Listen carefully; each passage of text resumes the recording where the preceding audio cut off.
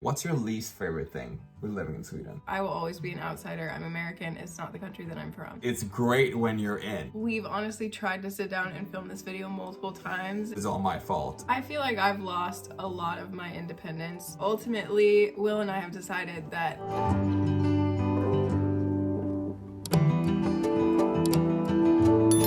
Hello everyone! Welcome back to our channel. If you're new here, I'm Morgan. I'm Will. And welcome back to Coffee and Tea Time. Segment we know and love. If you're new watching our channel, Morgan here is American, I'm Swedish, and roughly a year ago, your residency was approved, a temporary residency to Sweden. I'm a resident! I'm a Swedish resident! Woo! So we just thought we would sit down today and talk a little bit about your first year here. We've honestly tried to sit down and film this video multiple times, and I have felt that we sound a little aggressive towards Sweden, so don't attack us for sharing our honest opinions. We might come across opinionated or like we feel really strongly a certain way. I'm super grateful for the opportunity of being able to move to Sweden. I know it's something that a lot of people dream of doing or dream of living in Europe, so I recognize that. The pure foundation of our relationship and being able to be together is the foundation, it's the key element of our lives right now. And we chose Sweden before the US for a variety of reasons, mostly to do with timing and how immigration is actually easier here than in the US. And we knew it was going to be quicker for us to come here and live here for a little while before maybe living in the US. But as we are talking to couples and help other couples on a daily basis, we know how fortunate we are, how quickly it went, and we're just super grateful to be here. Yeah, so I wanted to point that out, and I don't want to sound like I'm taking for granted the fact that we did get approved so quickly, I guess, and that I was able to move here. Some background, we met while working on cruise ships, and then after COVID hit, we decided to make the move and not kind of have this bouncing back and forward long distance relationship. And after 8 months, almost 9 of waiting, you got your residency approved without an interview, which is super rare. But if you are applying or if you have any questions and so on, you could either just drop a comment, hit our website up, or look at this video where we talk through the process. The numbers in there is from 2022, but the principles are the same. We're always willing to help. Will is always on there answering. I'm a little bit worse at answering messages from people. I always pass them on to him, but we always get around to it at some point. We know how gut-wrenching it can be to be away from your partner and have to be separated for multiple months out of the year. How has it been living in Sweden? Does it live up to the hype?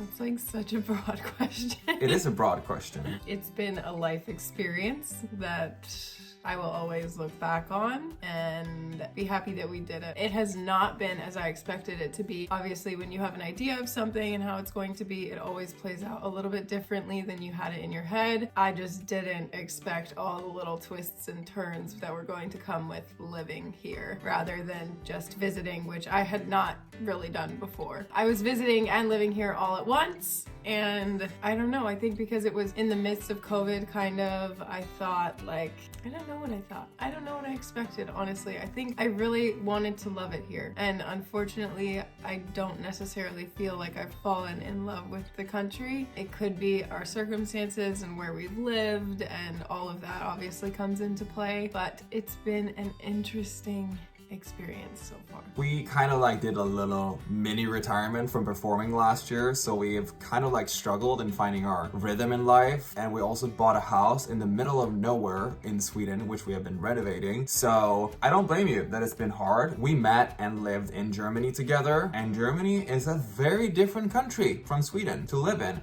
You may not think so because we're quite similar, we're all Northern Europe, quite similar economics, but culturally it's very different. As an American, you sometimes paint Europe as a whole, whereas there's multiple different countries in Europe. So whether you're in France or Germany or Sweden, they all speak different language. Sweden is nothing like Germany. I think I really did expect it to be similar in most ways, but there are little things that have made it really difficult to live here, and I could dive deeper into those, but I have a feeling they'll come up with the further questions. And we all have our place that we grew up. Obviously it's going to feel different to me because I didn't grow up here. The things that you grew up with is so different to the things that were normal for me, Europeans are gonna look at America and be like, oh my gosh, these things are so weird because you didn't grow up with them.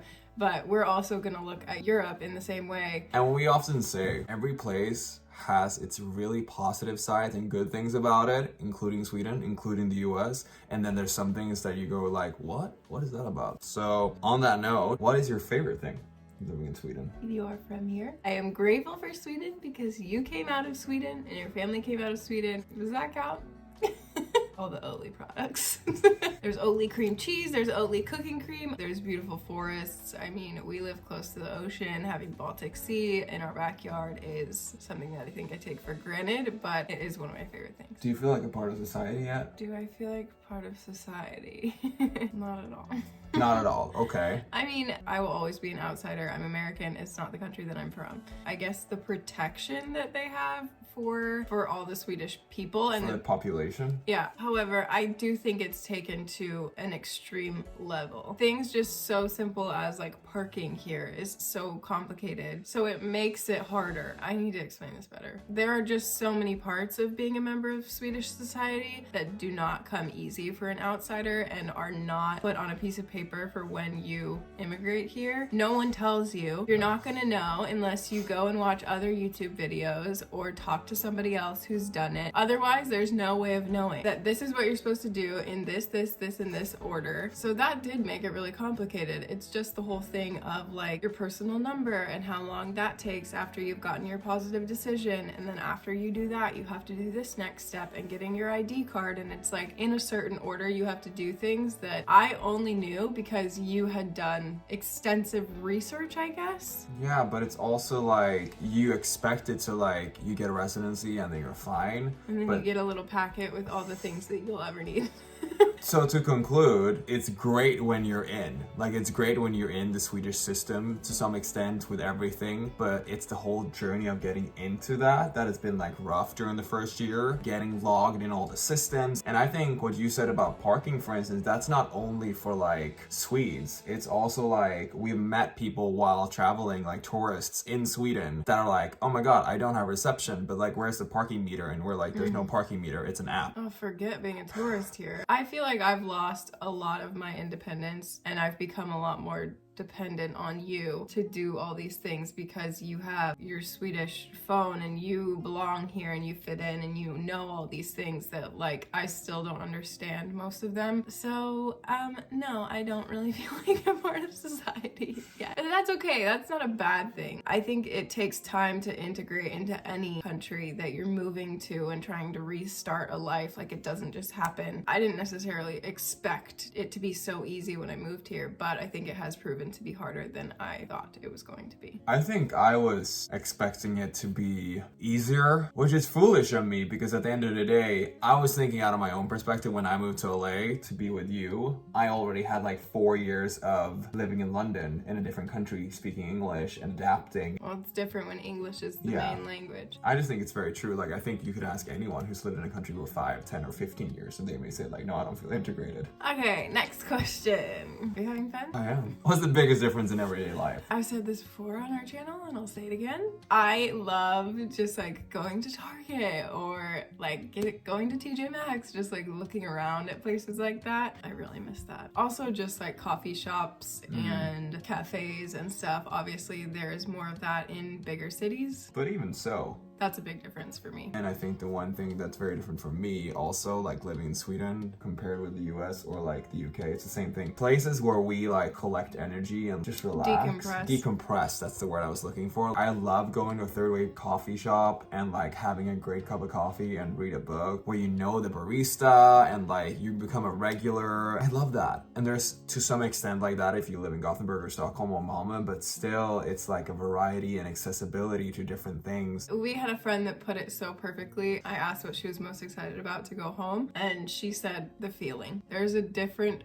feeling that I have here versus when I'm in the US. For me, I feel better, I feel healthier when I'm in the US. It might have to do with like the dry air or the water or something simple like that, but such a drastic difference in the way that I feel. I truly believe it's also to do a lot with the sun. My body misses vitamin D. Next question. How's your Swedish going? I'm not answering that question. That is a very rude question of you to ask me. It's rude because it's all my fault. In all honesty, me as a Swedish partner, I should be helping Morgan out. I should teach her stuff. I should be talking to her in Swedish. But you see, I ask you to help me and you say no. I'm the worst, honestly. I am really the worst because at the end of the day, we lived our entire life in English together, and I've lived abroad in English, and if you want to take the blame for this, I'm not going to argue. I'm taking the blame. It's nobody's fault but my own, but it's just not something that I'm prioritizing right now. Maybe there will come a day that I do prioritize learning the language a little bit more.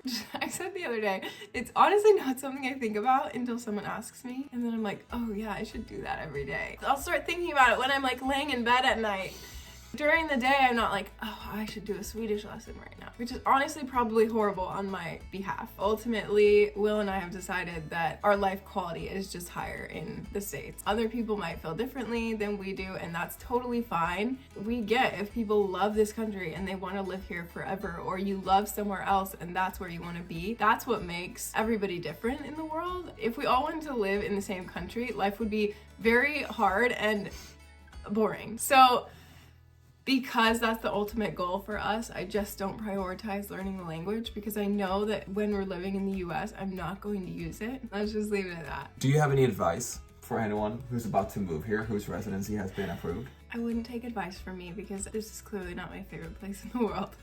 But I would say the biggest thing, just be aware of what you're getting into. Obviously, for me, the idea of here was different than the reality, as is for a lot of things in life. You think you have an idea of how things are going to be, and then when it plays out, it could be totally different. Watch YouTube videos, reach out to people who live here, and some people love it here. Like, some people move here and they do really like it, and that's great, and I hope that for anybody that is maybe thinking of moving here. And be ready that this isn't forever. I think with any couple who's international, there needs to be a certain amount of compromise, regardless of where your partner is from. You can come to Sweden for 2, 3, 4 years, and then maybe you go to your home country. Nothing's written in stone. Like, it's fully natural, I think, to like wanting to explore different avenues and different options in your relationship and in your life. My entire heritage and culture is from this country, but all your culture and heritage is from a different country. And I often say, if there was a country that was in between Sweden and the US, that was a mix, that would be great. Why is there not a country like plopped in the middle of the Atlantic Ocean? That would be ideal. What's your least favorite thing with living in Sweden?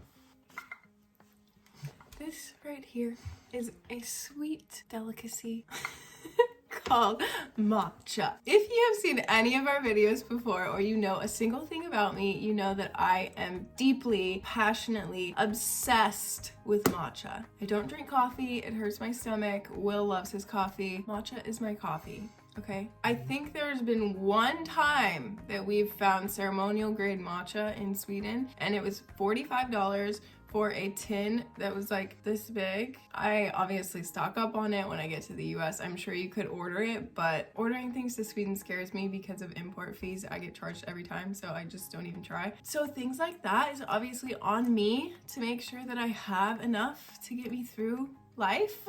And if you have anything like that and you know you're not gonna be able to find it here, stock up. So after you're living here, would you recommend people like move here? Another multi-layer question. I think if you're somebody who doesn't thrive having the sun all the time, and if you're more of a minimalist, you love to be in nature, you want to be close to the ocean, yes, I think Sweden can be a really great place for those things. If you are a little bit more high maintenance like me, you might thrive living in Stockholm or a bigger city here. Everyone's different. You could love it here. Here's a funny little nugget of information. When you move to Sweden, you're allowed to drive as an American for 1 year. After that year, you're not allowed to drive anymore and need to take driving lessons and get a driving license, a Swedish one. Hence why I've been driving for the last couple of weeks and Morgan hasn't, because legally she's not allowed to drive. How has it been to drive in Sweden? That makes no sense to me. Like, now I've been driving here for a year, so therefore I have have to go take a test and prove that I can drive here. Like, they've already been letting me drive for a year. In my opinion, I would have gotten better at driving at this point rather than when I first moved here a year ago. I'll just let you drive for the rest of us being here. And I'm okay with that. Also, considering we have roundabouts here and no four-way stops. Driving here, when I did get to drive here for the first year of my life here, I found it complicated. It's just not what I'm used to. I'm a lot more comfortable driving in the US than I am here, but I think that's just natural. Are there any more questions? Do you miss America? I think by the way that I've answered the rest of the questions, it's clear that I do miss America. We had such a great time for the 2.5 months that we were traveling around America at the end of the year. I think that really made it clear for me that we are just destined to be over there. I miss it every day. I miss my friends. I miss my family. I miss the little things about it, the bigger things about it. I miss being able to walk into a grocery store and speak English with somebody. It might sound so like trivial, but I do miss it. And that's just me honestly answering the question. I am grateful for the opportunity to live here, and it's something that I never thought I'd be able to do. Being in an international relationship has given me the opportunity to. That comes with pros and cons. We spent so much time being away from each other, so it was just a big victory that we could be in the same place and not have to leave each other because of immigration issues. It's just nice having a base somewhere in Europe that has allowed us now to travel around Europe and see Europe. Once we move over to the US, it's gonna be harder to get from there to Europe, while here it's just a 2-hour flight here, a 2-hour flight there. Oh, we take the train for 2 hours. You get in the car and drive for a little bit, that's a privilege. So we're really trying to like enjoy our time here and like traveling around and seeing different things and meeting different people. It's all good. We're together. We're happy. We are grateful for so many things, but there's a lot of differences between living here in the US. Let us know your thoughts in the comments. We'd love to hear from you. Thank you guys so much for watching. We will see you next week. Take care and have a good week. Hey do. Bye. I really have to think about this one. Definitely. All of your culture and heritage is... Should I just dip this now? If you're a consumer like me for tweaks. Cheers, mate. Do it. I dare you. Just all different.